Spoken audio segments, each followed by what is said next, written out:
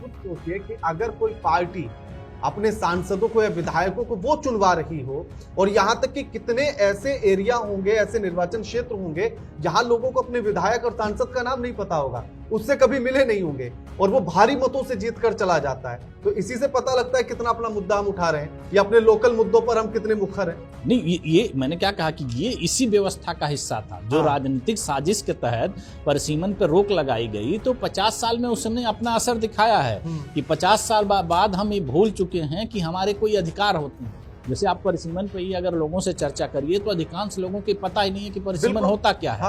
क्योंकि वो एक व्यवस्था एक ऐसे उनके दिमाग में डाली गई कि वो धीरे धीरे वो भूल चुके हैं कि हमारे अधिकार क्या हैं और हमारे अधिकारों का फर्क क्या है। अगर यही जनप्रतिनिधियों की संख्या ज्यादा होती तो जनता के पास ऑप्शन होता है।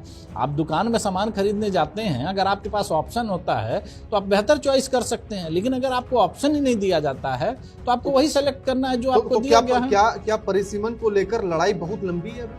नहीं, बिल्कुल नहीं है। अभी तो देखिए परिसीमन पे जो रोक लगी है उसकी समय सीमा खत्म होने वाली है अप्रैल में।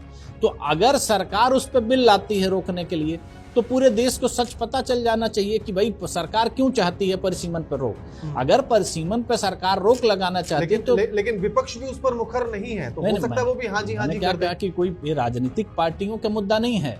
ये उन लोगों का मुद्दा है जिन लोगों ने सत्ता को अपने कब्जे में करके रखा है। पूरे देश की राजनीति आप देखिए, एक थाली के चट्टे बट्टे। मैं वही कहा ना कि अगर एक बात बताइए कि कुछ चंद परिवार, कुछ चंद लोग अगर देश की राजनीति को अपने हिसाब से चला रहे हैं और 145 करोड़ लोग उसको देख करके चुपचाप बैठे हुए हैं, तो इससे अच्छा तो अंग्रेजों का शासन था, मुगलों का शासन था, राजाओं का शासन था।